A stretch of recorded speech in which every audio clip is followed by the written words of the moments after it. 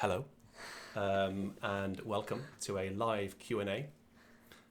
We are absolutely live here, so anything you say in the live chat, we will pick up and answer your questions. Caroline is going to ask me some questions. We have some predetermined questions, and we also are going to, like I say, look at the live chat as well. I will ask Caroline some questions, and we have no idea what each of those questions are going to be. So, whilst you are putting your questions in the live chat, I will just head over to the organ behind me here and play a piece of music which you will all know. If you don't, I'll be very surprised. And during that time, you can feel free to write any questions you have, and then when I come back, we will start to answer them. Okay, so bear with me as I head over towards the organ.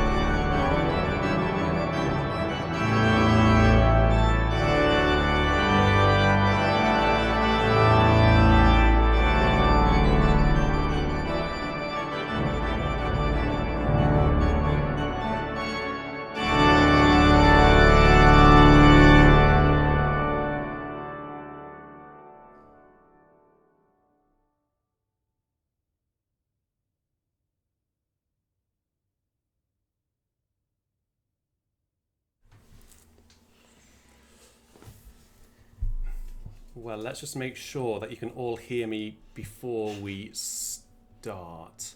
Yes, I think you can now hear me. So this is going to be a very informal way of just spending an hour or so. And I can start the informalities just by saying that we are using OBS here, which is the streaming software. And in OBS, there is a function to either have the audio only going through the stream, so we can't hear it in the room. I can have it so it only comes through the room and not through the stream, or I can have it on both. Can you guess which one I had it on? We could hear it in here perfectly fine, put it that way. So, I hope you've all been firing some questions. I can hear you. In our direction. Yeah, there have been some questions. Caroline will be asking those questions to me. Yep. Again, if there are any issues, just let us know. Let us know in the chat, and we'll do our best to rectify it. So the first question that came up one of the first questions that came up in the chat was, what organ are you playing tonight? And I said there was a clue in the picture. Yeah, there is a big clue. Well, I'm obviously playing my Viscount, and the acoustics in here are spectacular, as you can tell. We are in East Germany, on the wonderful organ in Görlitz, known as the Sonnenorgel. It's got 4 manuals and a whole load of stops. I don't know how many stops it's got, but it actually, because of the huge reverberation, just needs a little bit like Harlem. It just needs a bit more space to play that music. So that Bach, Wir danken dir Gott, just needs a bit more space than normal. It's also the organ with the infamous toy stops, the nightingale, the bird that sounds like R2-D2 from Star Wars. So I'm going to try and get Richard to play a couple of those a bit later. But he was being boring earlier and saying, no, but I think we should. No, it's not me who's boring, it's Nala. Right, so first of all, the question really, the other thing, what's on your socks today? We're in Spain. Barcelona. Again, Barcelona, you might have seen the Barcelona socks before. The top sort of ankle section of the sock has the Sagrada Familia, but you can't quite see that over Richard's trousers, but you'll have to take our word for it. Yeah, you'll have to look the next piece I play, you'll have to look very closely. So Speedbird and Duncan have asked, what inspired you to be an organist? Was it a person, an instrument, or a piece of music, or a combination of the three? Okay, that's a very good question to start with, thank you. I think a person and an instrument inspired me to play the organ. I was a chorister from a young age in Chesterfield in the UK, and in Chesterfield Parish Church there is a rather good 4-manual organ, and when I joined the choir I didn't have any musical experience at all. I didn't play the piano and I couldn't read music. The director of music, Michael Baker, was a very accomplished musician, a very good organist, and a very fine pianist, as well as a very good choir trainer. I had lessons with him straight away, with piano lessons. Pretty much, as soon as I joined the choir, I found my calling. It was something that I could just do. Music became almost, not naturally, but I was able to engage with it. How old were you when you started? In the choir? Yeah. I think I was 10. Quite old for a chorister, so I was a late starter. So started piano lessons, and Mr. Baker, as I have to call him, I can't call him by his first name, it just feels rude, said that he would teach me, or I should be allowed to play the organ once I've got to grade 5. So I quickly whizzed through the grades, and then wanted to learn the organ. So the organ in Chesterfield has 4 manuals, like I say, a whole load of buttons, and it was loud and very, very exciting, and I wanted to play it very, very quickly. Fabulous. And Jerry would like to know, what was the first piece of organ music that you learned? Well, it was probably, boring answer is probably something from the organ tutor book, David Sanger, organ, I forget what it's called now, organ lessons book. But the more fun answer is the Toccata in D minor, BWV 565, which everyone learns when they first start the organ, don't they? I say learned it. I hacked my way through for quite a long time. And then it was quite a few years later that I was able to play it properly. And am I right in saying, I think on the top left-hand corner of that copy, you've got Ian Tracy's markings? It does say that. It does in say your that. in teenage handwriting, Ian Tracy's markings. It does say Which Ian is very Tracy's sweet. marking. No, it doesn't actually. It says Ian Tracy's dynamics. Oh, sorry. Apologies. So I based my interpretation and performance on Ian Tracy's recording. Very good. John would like to know, this is a big one, what determines whether you play in socks or shoes? This gets asked most Sundays in the chat. So when I was when I learnt the organ, when I was a teenager and a student, organ scholar and professional organist, I never played in socks. I couldn't bear the thought of playing in socks. I used to look down on people who used to play in socks. But then, as I left full-time organ music and did other things, and I suppose when I became a director of music at a musical church around where we live, I was the only organist there. There was no assistant organist, so it required me to conduct the choir and then go and play the organ for the hymns and that sort of thing. And I didn't like really walking around the church initially. Didn't like walking around the church in my bare feet. So I used to, put shoes on and organ shoes on and clomp around in the organ shoes. But then over time, it sort of slipped, and I got used to playing the organ in socks. And I can go between now. It's a really different experience, and actually I sometimes drive without wearing any shoes, because I like to have complete feeling in the pedals and in the car. Only when it's a manual gearbox. But yeah. And that actually brings us on. I think a few people asked what were your favourite hobbies, and as you've just mentioned cars, I think we should. What are your hobbies outside of the organ world? Outside of the organ world, well, it's largely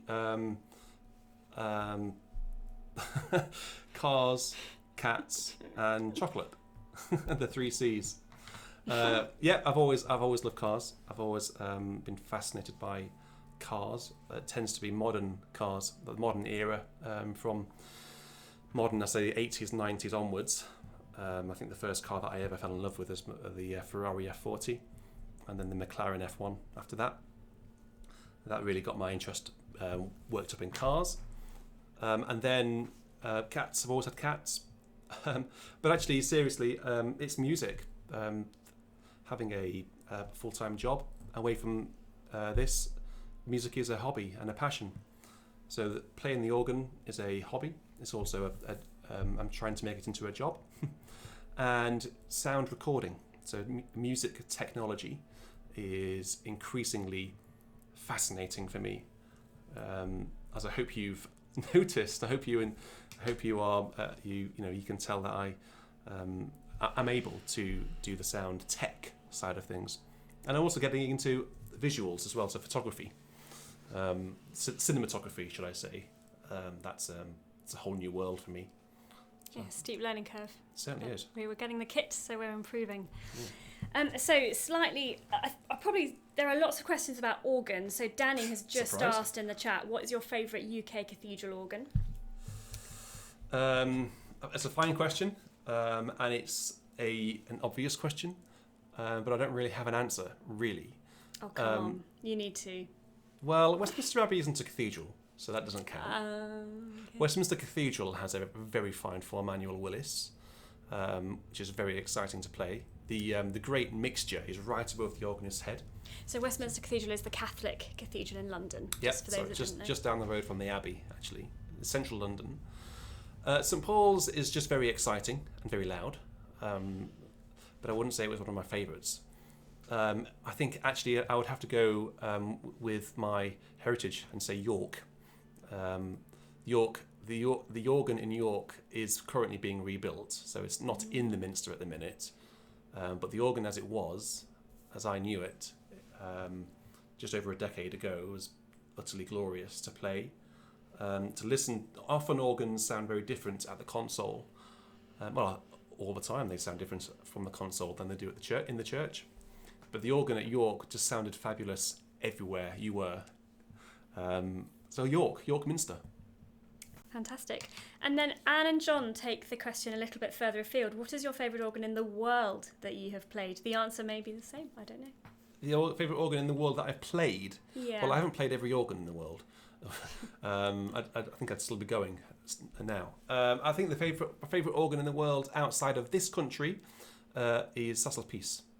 I had a really, really wonderful experience playing the organ there back in 2010 or 11, and also played whilst I was there. Played the choir organ at the bottom. Beautiful. Specialises from France. Elizabeth Stratford, organist of Arundel Cathedral, is in the chat, and Hello. she's sticking up for her organ in Arundel, which is a wonderful organ. You love that organ. Certainly, yes. I make no secret about it. I love the Arundel Cathedral and the organ and its people. Finally, Jerry, so this is organs that you haven't played. When we can all travel again, which 3 organs would you like to play? In this country? No, anywhere. When we can all travel, anywhere. Well, the first 3 that spring into mind are the organ. Well, let's start with I suppose number 3. So number 3 is the organ in Philadelphia, which barely needs any instruction at all. It's in the shopping centre. It's called the Wanamaker organ. It's bigger than anything else in the world, so that would be rather fun to go and experience that. But actually, I would love to go and play the organs that I'm playing in here. Play the real ones. So I think number 2 would be Rotterdam, the St Lawrence Kirk. Go and see what that's like in real life compared to the one we have here. And the number 1 is Haarlem in the Netherlands. So 2 Netherlands and 1 American. Nice. Josh wants to know who your favourite composer is. Howells and Bach. I'll give you 2. That's fine. I haven't got one favourite composer. That's fair. I think they're quite different, aren't they? To be fair. I think if I was going to take one to a desert island, it would probably be Howells. Actually. Ooh. I know that is controversial, but Howells wrote it. For me, Howells, his music really touches me. Bach's does as well, but Howells does. There's something for every mood. But there is for Bach, so those 2 people. Nice. I'll sneak in both in my suitcase. And Bill and Sue have asked, what are your favourite choral works and canticles to direct? Direct? Yeah, programme or play, accompany. There were lots of questions in this sort of... Canticles, specifically canticles? Well, I think Sue's question was canticles, but Bill's was more general. Okay. Well, it's... Wow, so Howells... Again, Howells, mentioning Howells. People who don't know Howells are going to be thinking, who on earth is this Howells person? Go and look him up. Herbert Howells, 1892 to 1983. Howell St Paul's service to conduct. Very loud. And to play, I think. The wonderful thing about Howells is accompaniments are tricky. It's tricky to play, but Howells is a very good organist. So it fits well under the fingers once you've worked out what it's doing.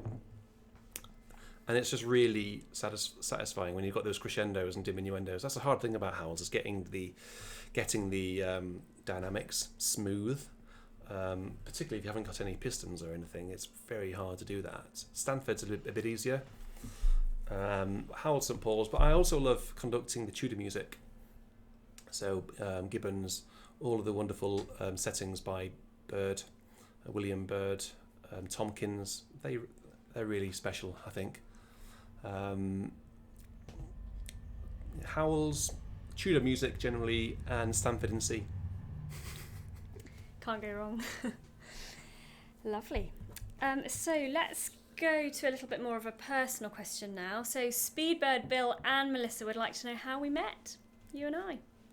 And are we in a relationship? Speedbird wants to know that too. Well, yes. Yeah. We are in a relationship because we live together. We could be housemates, I suppose. Do you want to give a bit of a background into how we met? Well, I did meet Richard, I think, Probably 2009. I was doing a choir audition in near where we live, and Richard happened to be the accompanist for the auditions. But that was only a very brief, 10-minute audition, because you were probably the organist at Winchester Cathedral then, so that you were just asked to come and do the audition for the local choir. But it was really in 2015. My friend and I were singing the flower duet for a flower festival in a village. In a lovely village in the Downs, the South Downs of England. And I think Richard wasn't meant to be the pianist, were you? I think the real pianist / organist broke his leg or broke his ankle. I don't know who it was, but... And Richard was asked by the lady organising the concert, could he step in? And so that was how I met Richard. He accompanied me in the flower duet with my good friend Emma from university. Yeah. 5 years ago now. Yeah. So it's quite a nice story.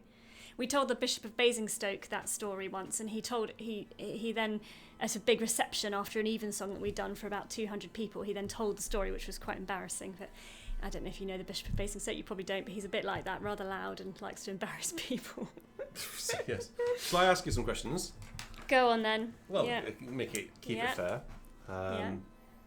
What is your favourite Harper organ? Oh, it's got to be Rotterdam. I just think Rotterdam can do everything. It can do Bach, it can do the early stuff really well. It's got those, if you were around for Easter Day when Richard did that amazing recital and he did the Tournemire improvisation, the colours he got there were just stunning. But then on Sundays, Rotterdam makes the hymn sound so good with the chamades and everything. Yeah. This is a question from Bill. What is your favourite music to sing? It's got to be early music because I, as you know, I haven't got a particularly big voice with not much vibrato. I love singing Handel, probably. I love singing the Messiah, the choruses I love singing, and I love singing I Know That My Redeemer Liveth. That's one of my favourites. And Purcell, solo Purcell stuff as well. Question from Tom, which I think a lot of people know the answer to. But what is your day job? I'm a vet. I'm a veterinary surgeon. So I get very excited when St Vincent's Home for Abandoned Dogs are in on Sundays. I can just imagine the dogs being fed listening to Richard playing the organ. Do you know he asked if he wanted to adopt a dog earlier in the chat? I'm not sure they'll get on with the cats, would they? Oh, well, I reckon they would. I don't know. How we'd get it from Mexico is slightly more tricky, I think. Do they need a passport? Yeah. Yeah, okay. This is a question from Jeremiah. What is your favourite organ piece? Ooh, that's a tricky one. Can I have two, as you had two favourite composers? Don't know. I really love Bach, St Anne, Prelude and Fugue. That's just amazing. And I really love Carry On to Westminster. Yeah. That's just... Every time, whenever Richard played that in his old church job, the congregation would literally roar. They would cheer at the end. It was just so joyous. And I always remember that. Yes, but don't forget, in my previous church, it was known as the Westminster Bridge piece. I know that. But it's a great piece. It's lovely. It's sort of reminds me of London, but yeah, it's got this lovely French organ, incredible French organ sound. So it's question from Sue. What is your favourite pudding? In the summer, my mum's trifle. In the winter, sticky toffee pudding. All the way. This is a question from Lucille. Where would you go on holiday if you had unlimited money? Ooh, good question. I would like to go. I've got some family in Australia, and I've never been to Australia. I've been to America. I've been to New York and Canada, but I've never been down to Australia and New Zealand. And isn't there an amazing Nicholson organ now in New Zealand? Is it Auckland Cathedral? Nice new Nicholson organ that you'd like to play, I'm sure. Yeah. So I think if we had a big budget and lots of time, maybe Australia, New Zealand would be great. You're getting down with your organs. Yeah. This is a question from Paul. Yeah, I'd like to go to Australia as well, actually. Yeah.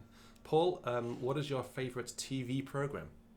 Oh, well, Richard and I have just watched this amazing German programme on Netflix called Dark, which was really amazing, actually. Very dark, isn't it? We've just finished the last 3 seasons. It's all about travelling through time and don't give it away. People might watch it. Really interesting. And Joachim would be impressed because it's all in German, but we did have the subtitles on, obviously. Yes, yeah, we didn't get very far. But we really enjoyed that.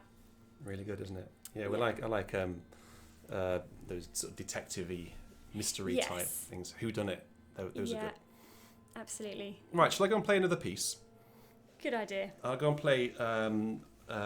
So playing 3 pieces tonight. These have all been requested by the Patreons. Sort of most votes won. So the next piece will be Barber's famous Adagio for strings for organ. So whilst I'm doing that, Caroline will have a look at the chat to see if there are any questions that you've been sending in. And I will see you in a minute. A lot of love for dark.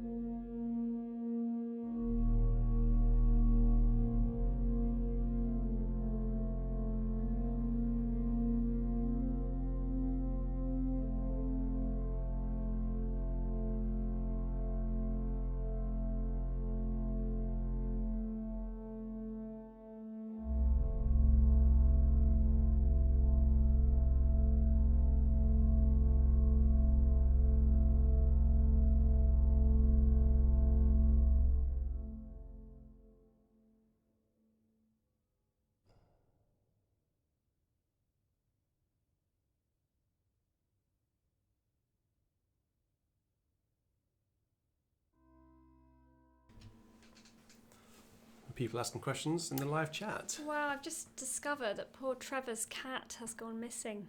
Oh no! So we just sort of dedicated that piece to Trevor's cat and hope that she comes home. How long for? A couple of days, I think. Oh right. Well, gosh, fingers crossed that that your beloved cat comes back. It's always a worry. A few weeks ago, our cat, who you don't see quite so regularly, Bobby, didn't come back. When I always call them in for their supper before we go to bed, and Bobby didn't come back, and I spent ages calling her. I was so worried. But then she just wandered in as if nothing had happened, and that's what I hope will happen, Trevor. The cats just go, don't they? They go somewhere. They'll either get stuck in a shed or in someone's cupboard, and then they'll wander out, wander home. Biscuits, please. So fingers crossed for you. Good luck. Can I ask you some more questions? Well, I've got so many. That's what we're here for. So a lot of people, Story Angel, Charles, Jay and Tom would like to know what your day job is. Well, I'm a project manager, basically. And you work very boring. in London, isn't it? Central London. Work in London as a project manager. Yeah, very unmusical. And Dennis would like to know, I think I know the answer to this one, do you prefer the organ or the day job? Both. I love them both. I'm passionate about the work I do, both in London and at home. True. So Alan has asked, are there any other YouTube channels you'd recommend? And on this subject, Fraser Gartshaw is here. Hi, Fraser. And he has said, when are we going to do a Germany tour? So the two YouTube channels can get together. Yeah, well, that would be great, wouldn't it? We've spoken about this already, actually. Probably everyone watching now, keep it between ourselves. Don't let it spread. But it'd be great to have a trip to Germany to meet up with our friend Fraser, who can show us around some of these wonderful German organs, and maybe we can have a trip up together to the Netherlands, have a bit of a road trip up there to see the wonderful organs there. But all YouTube channels that I recommend? Yeah. For what? Just in general, but I just thought of Fraser because he's got a great delivery. Fraser's great. He does a lot of theatre music, theatre organ music. Boogie woogie and piping Gershwin. hot. Yeah, piping hot. Yeah. A bit different to the music I play. So he's very good at that. Obviously Gert, he's a very fine, accomplished young organist. I think you've all subscribed to him already. He's a very good improviser as well, isn't he? Yeah. So Richard can improvise, but I would say Richard you prefer. Not really. But no, yeah. So I think Gert's very good at that sort of thing, which is slightly different. But I mean, if I'm honest, I don't tend to watch many organ channels. I don't sit at home playing the organ here and then watch organ channels. I actually only subscribe to, I think, 3 other channels. Fraser, Gert, and I forget what they're called now, but it's the fellow who does the live broadcasts from Sasselpeace in Paris. Nice. I forget what they're called, but actually most of my subscriptions are cars. There's a really, if you want to improve your YouTube channel or improve your cinematography or photography, look out for Peter McKinnon. Has a few million subscribers. And he just does amazing things with photography, and a really sort of charismatic person as well. So I seek a lot of inspiration from Peter, and also Gordon Ramsay. I will watch Gordon Ramsay. Gerda is in the chat now. She's from the Netherlands, and I think she's a professional photographer from what I remember. So I get to know you people in the chat on Sundays and hymns. Richard's doing the hard work playing, but I'm chatting away, getting to know everyone. I know. But Gerda said, when are you going to come to the Netherlands? I would love to make a photo session from you and the organ you play. As soon as possible. That's really kind. We'd love to. We'd absolutely love to come to the Netherlands, and we'd be thrilled if you were to take some pictures. As soon as we're allowed to, soon as the circumstances are a bit easier. Yeah. I think because of the difficulty is, if we're allowed to travel from the UK, doesn't necessarily mean that other people in Europe are allowed to do the same thing. So when our circumstances align, probably when we have a vaccine, I suspect, but it will happen. We'll be there ASAP. Discord Baroque Society, when are you purchasing an English organ? Hauptwerk, I presume. Do you know, people ask me this. People ask me, why don't I have Salisbury or Hereford or Peterborough? 'Cause Peterborough has recently been released. And if I'm honest with you, the honest answer is I don't feel as though I need to. I've got access to a cathedral down the road here. A rather large original Willis, which has been hacked around by Harrison and Heel over the years, but it's rather good. I've got Salisbury over the hill, Chichester down that road, Arundel down the road but a bit further. I've played all the English cathedrals organs, and I feel like I've been there. I get more excitement and more satisfaction and more enjoyment from the ones that we play, actually. So the Haarlem, Rotterdam, Caen and Görlitz. I'm really enjoying those. And actually there are some organs which I haven't yet announced. But I don't feel as though I'd need to. Really. And can I just butt in here? Something I think is quite interesting is... it's sort of the strange Hauptwerk dilemma. When you're playing, for example, Walton, Alban, Scepter on Rotterdam, like you did last week or whenever it was, you couldn't probably actually do that in the Rotterdam church. On the real organ. Because you haven't got any, what do you call them, mechanical aids to... all the divisionals. Settings. Well, electrics. So that would make it very, very challenging to play. Whereas all the English organs, they've already got all of that stuff built in, most of them. So I think maybe does that have play an element in it? It makes we can play organ music on organs like Rotterdam, for example, and Haarlem. That wouldn't be possible in real life. English music, as you know, Discord has a lot of dynamics like Elgar, crescendos and diminuendos all over the place. And doing that sort of music on an continental instrument is extremely challenging without having someone on either side doing all of the work. And the amount of time that takes to prepare is just extraordinary. And of course, I mentioned this last Sunday on the virtual church, but these organs also don't have octaves, so I can get colours out of the organ using the octaves. Like here on this organ, I use the swelled strings plus the octaves towards the end. You wouldn't be able to do that on the real instrument. So you can do things that you wouldn't be able to do in real life, and it really brings English music to life in a different way than Salisbury or Westminster Abbey would. English Fugue Fan asks, Great name. Do you prefer recital or liturgical playing? Liturgical, 100%. Just no question. It's spiritual, and there's more meaning to it. This is a great question. I can't wait to hear what you say. Maurice says, is there a well-known piece of organ music that you think, must I really play that thing? I can think of one that I know you would say that.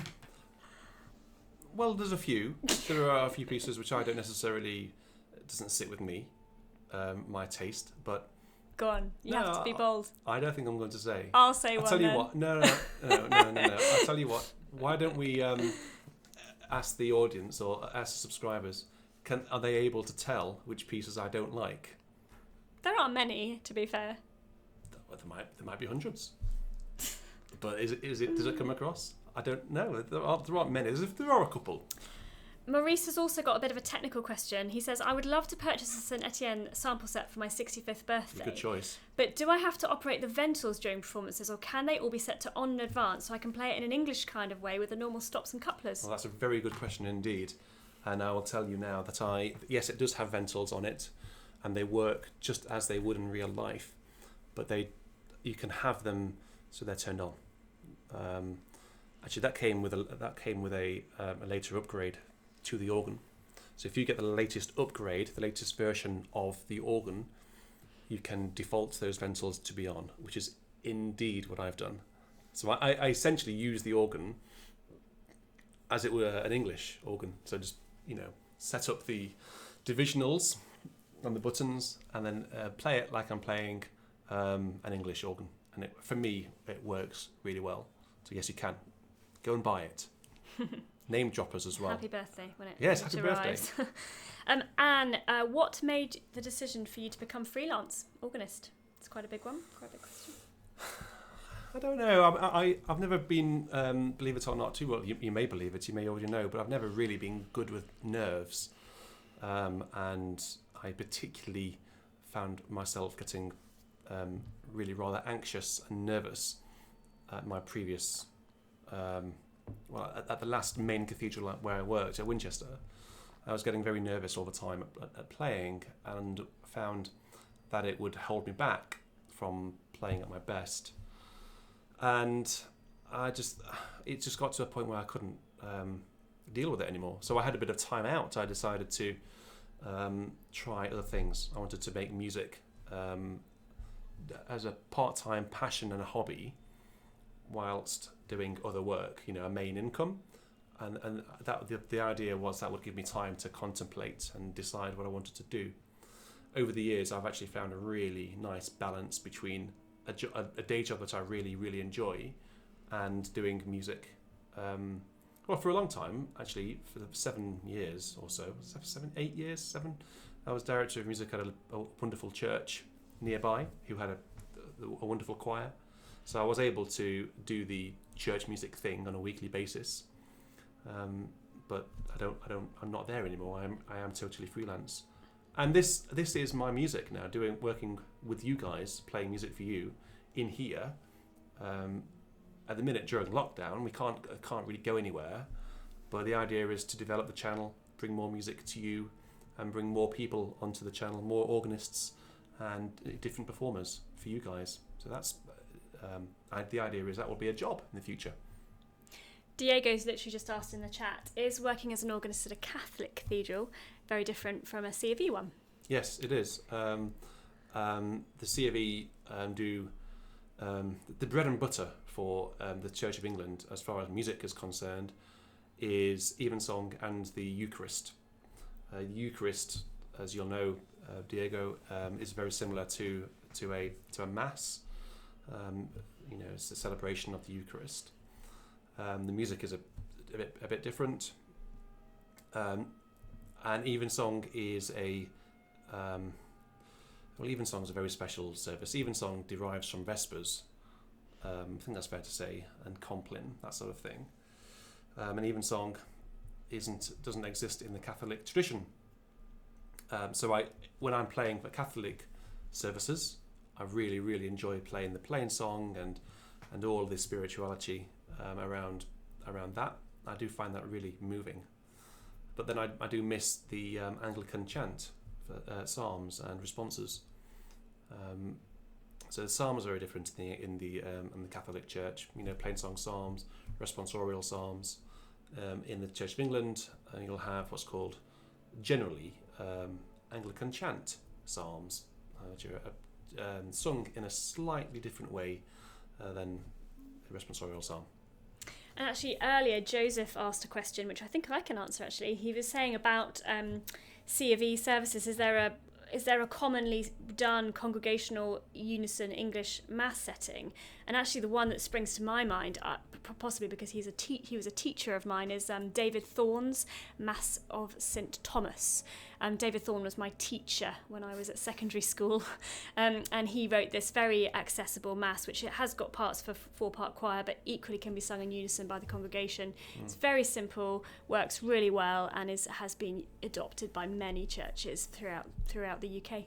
Yeah. There are quite a few good unison mass settings, actually. Yeah, sorry, I just thought of Mr. Thorne because he was my teacher. There are some good ones. A bit like Mr. Baker, Mr. Thorne. Yeah.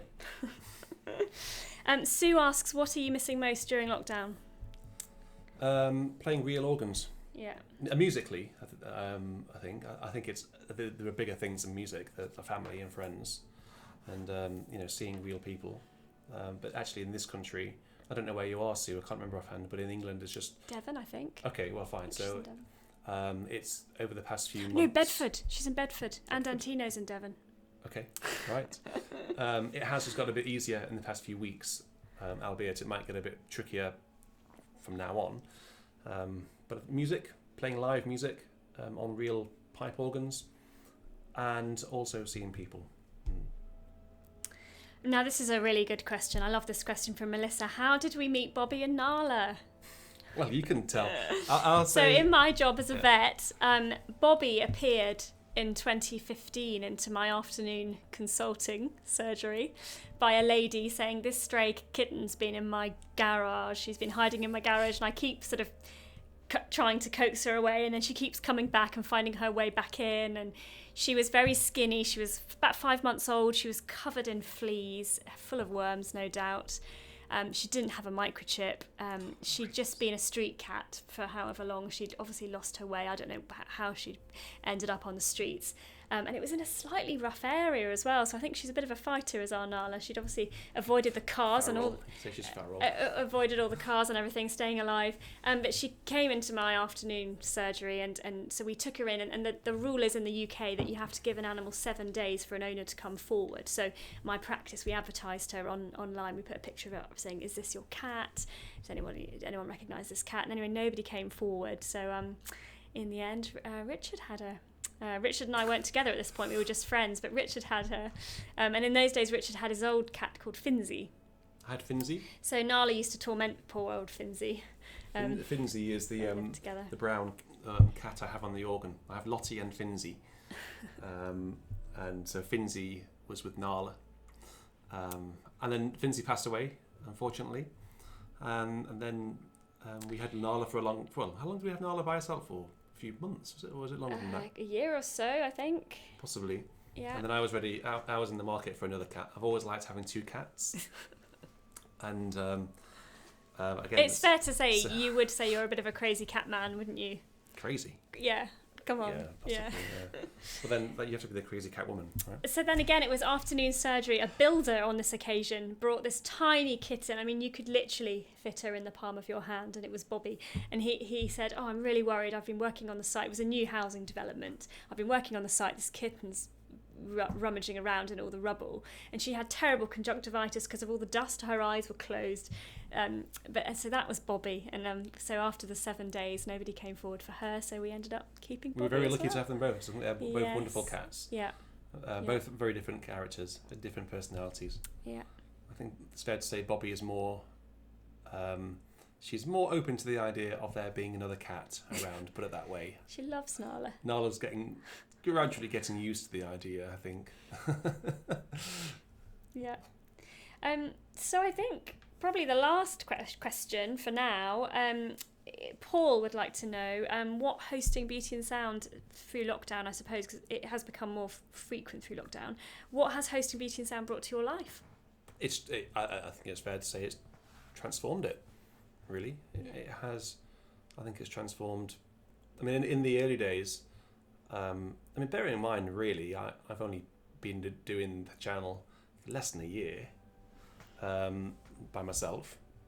Started just putting up videos of me playing the organ. Please don't go back and look at the old videos. They're rather embarrassing. But it was really enjoyable just being able to play to an audience online. And then Caroline got involved mainly through the live videos that I started to do during lockdown. The hymns, wasn't it? It was, yeah. To make it really efficient, I was queuing up the next hymn while Richard was playing the last one. So the first videos that I did, I was monitoring the chat and playing at the same time, and it wasn't on the same scale as it is now. It was only if I saw the number creep over 100 people, I'd be like, wow, that's amazing. And so I was monitoring the chat, finding the next hymn in the hymn book, and playing the organ. It was all very, very shambolic. And actually there was one thing that happened with Nala, wasn't there? Somebody, I can't remember who, somebody asked, what's the worst thing Nala's ever done during a live recital? How long wasn't it that one after Easter where you had a complete nightmare and she walked all over the keys?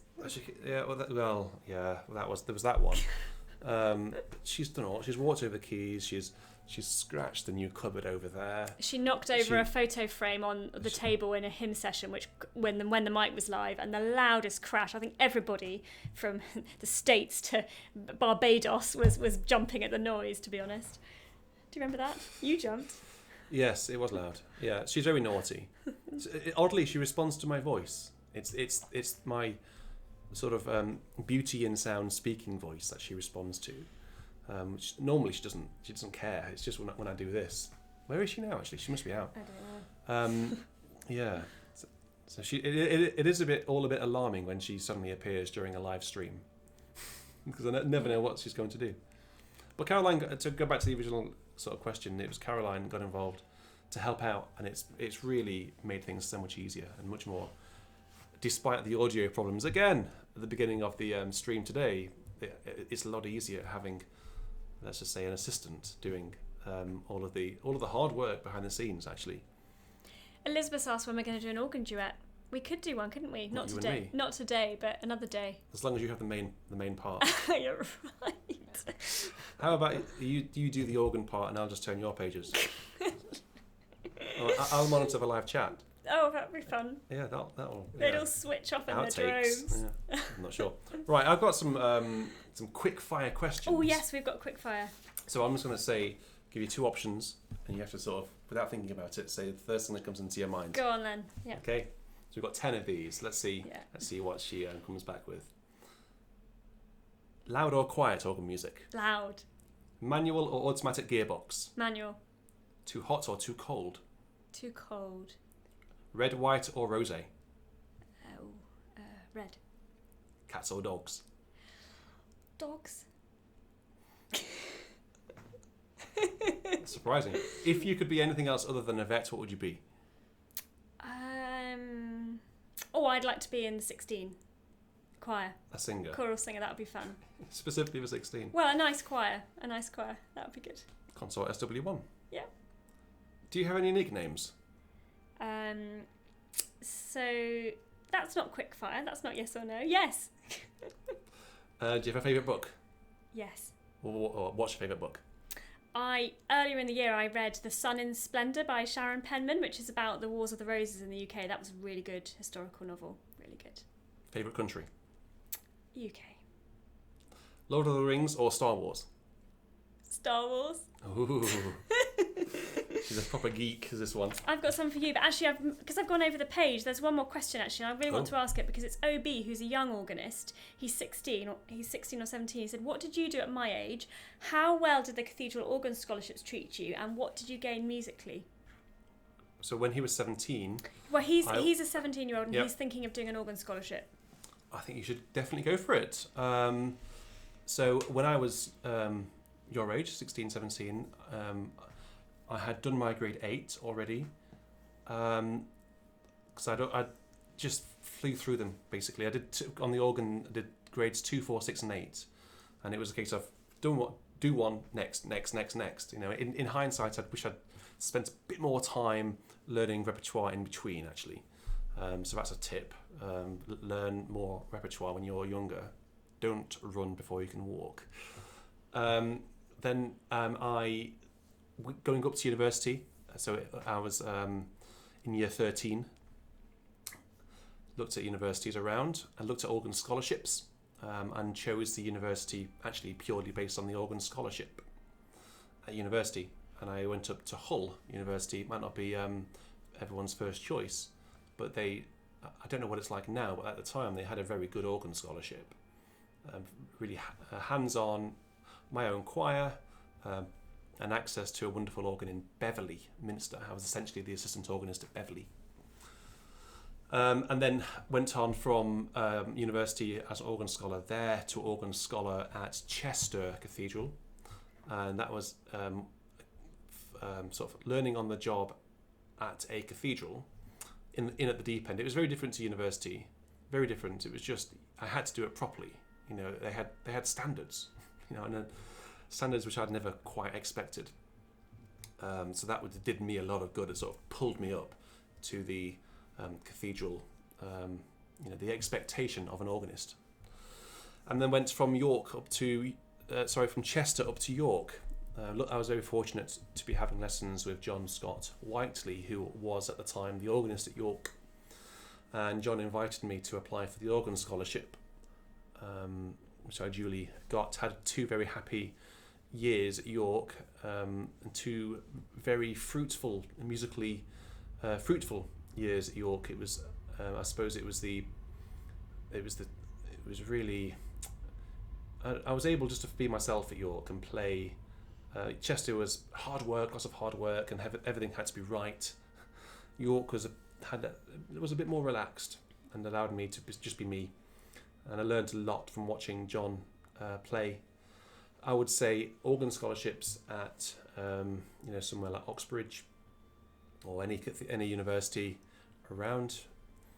If you want to be an organist, a cathedral organist, I'd say they are invaluable. Really, it's a good opportunity to see what it's like and see whether it's for you.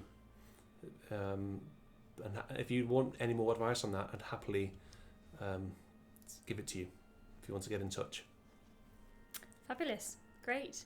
And again, I went over the page. This is the last question before your quickfire round. Craig would like to know: do you have a subwoofer in this room, the organ room? No. Well, we have two. Since I did my Harper setup video a few months ago now, it's changed a bit. I've actually got more kit, I've got more speakers. I've doubled the amount of speakers, actually. It's truly surround now. There are speakers everywhere. Well, it was in that video, but I've actually got loads more speakers. We have, just very quickly, have 4 Adam F7 speakers, which have a really wide frequency, low and high. And can you see them on the camera? It's behind Caroline's head. There. So this one here, and one behind me, just there, are only the pedal speakers. All of the pedal pipes go through those. The ones up here, the ones on the top, are for the manuals. And I think these speakers here are really good at giving that sort of false 32-foot sound. You don't get that true rumble, but it's certainly bassy enough to be satisfied with. The answer is no. But ironically, when we listen back next door in our living room, we do have a subwoofer in there. So if we listen back to a recital, you do get a bit more of the bass. Yeah, we do have a sub, but it's just not attached to the organ. And it's under the sofa, so if you're sitting on the sofa, you can feel it as well. Which Richard loves, don't you? It does sound and feel very good. Yeah. Yeah. Right. I am going to do... Elizabeth really wants you to play the toy stops, by the way, before I forget. Okay, well, we'll see. Maybe as an encore. So... quick fire round, ready? Okay. Rotterdam or Harlem? Harlem. Shoes or socks? Shoes. Harrison and Harrison or Cavaille Cole?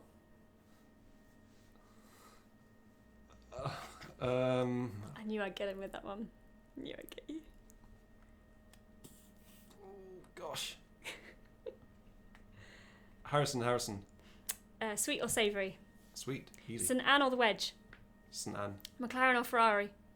McLaren. Vienne or Dupre? Vienne. Howell's Colreg or Gloucester service? Gloucester. Beer or wine? Both. And finally, the all-important tuba tune, C.S. Lang or Norman Cocker? Cocker. Even though it's 10 times harder to play. Nice. Especially when you go into all the sharps towards the end. And Keith, Mark and Katie would like to know what our favourite hymns are, yours and mine, and why.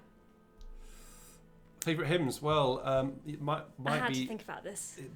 It might be a surprise, but my favourite hymn, I think it changes. You know, it's like music; it just changes.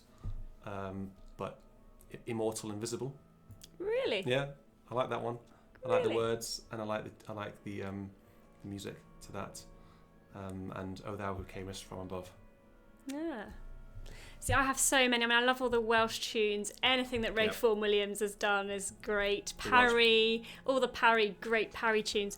But I do think that the tune that week after week is Aurelia, which is the church's one foundation. I think it's a great tune, and it's also got great words, which just sum up what it is to be Christian, really. So I think that is a terrific hymn that I would come back to time and time again. You can't go wrong with Jerusalem either, can you?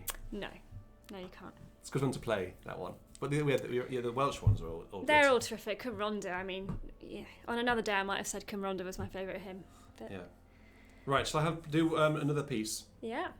Okay. Please do. So I'll go and trek the large walk. It is over from here to there, and play the Guillemot March on a theme of Handel for you. Again on the organ of Görlitz, the Sonnen Orgel. So I hope that's okay.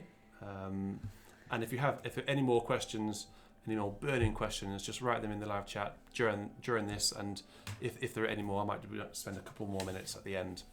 But this is the Guillemot March on a theme of Handel. Well, it will be when if I can change the camera.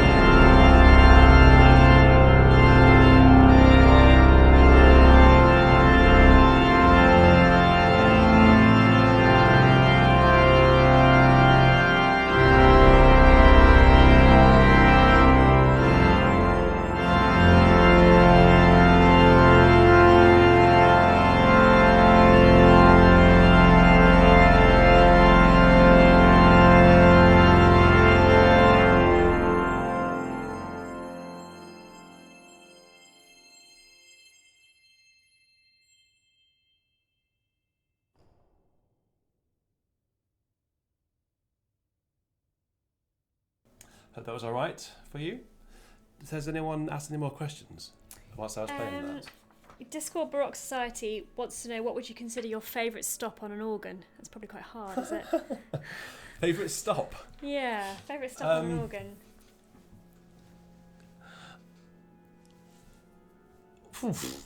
Well, what stop would you not be without? Warm. I know what you would say. You'd probably say a schmard, but it's probably a really rich, clear choir diapason. There you go, straight from the horse's mouth. Rotterdam has one of those. That's why I say that, because it has a wonderful diapason on the choir, or a good tuba. A really good fat Harrison tuba, I think. Yeah. Good. Great.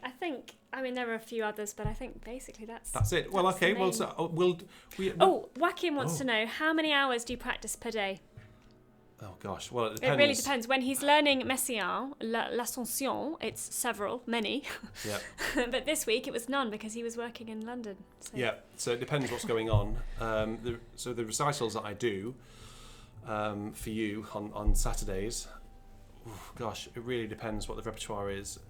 Normally it's all day Friday, the entire day, solid. Saturday as well, preparing, but then also during the week, in the evenings as well. So it's a lot of work, but it's really worth it. It's really worth it to be able to provide you with music and to work, build this community together. But when I was doing it full time as an organist, I think I was practicing for, certainly when I was at York, 6 hours a day at least before evensong, and then would play for 3 hours in the evening on that wonderful York organ. I wish I had the time to do that now.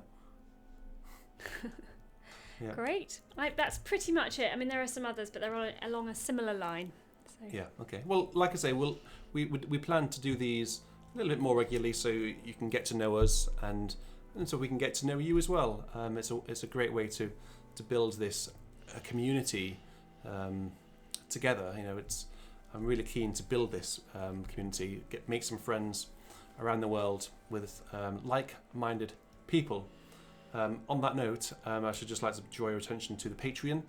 I always do that, but anyone who's new, Patreon is a way to support the channel, to support me and to support Caroline.